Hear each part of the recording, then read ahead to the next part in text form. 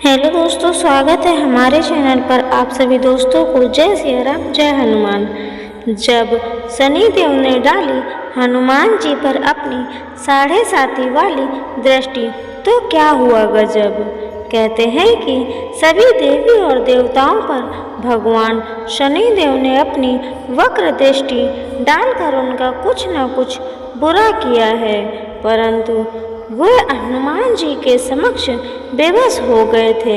और दूसरी ओर यह भी कहा जाता है कि जो हनुमान जी का परम भक्त होता है उस पर शनिदेव की वक्र दृष्टि का असर तो होता ही नहीं है।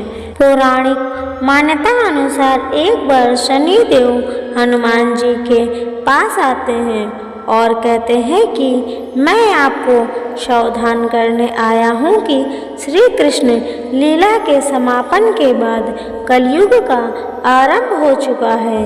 इस कलयुग में देवता धरती पर नहीं रह सकते, क्योंकि जो भी धरती पर है उस पर मेरी 7.5 का असर होगा।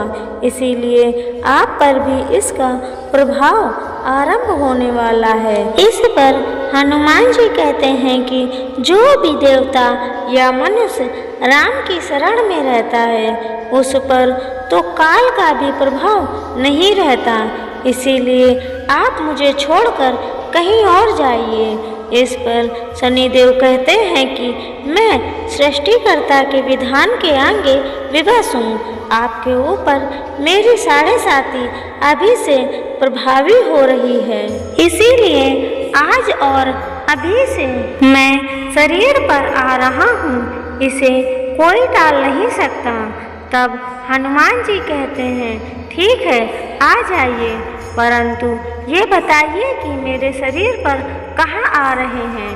तो इस पर शनिदेव बड़े गर्व से कहते हैं कि 2.5 साल आपके सिर पर बैठकर आपकी बुद्धि को विचलित करूँगा।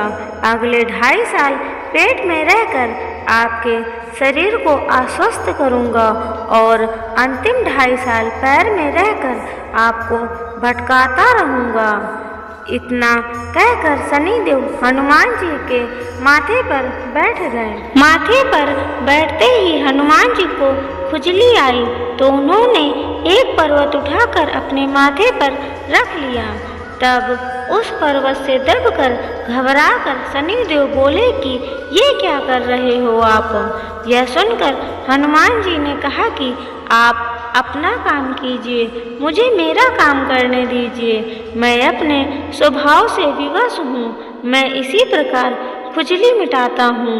ऐसा कहकर हनुमान जी एक और पर्वत अपने सिर पर रख लेते हैं, जिससे शनिदेव और दब जाते हैं और हैरान परेशान होकर कहते हैं आप इन पर्वतों को उतारिए, मैं समझौता करने के लिए तैयार हूँ।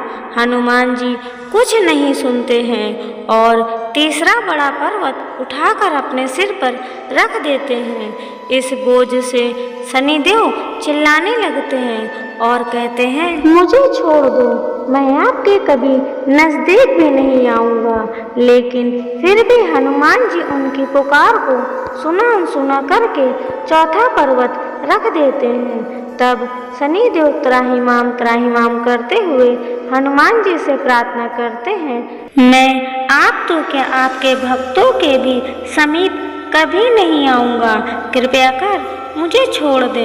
यह सुनकर हनुमान जी शनिदेव को पीड़ा से मुक्त कर देते हैं।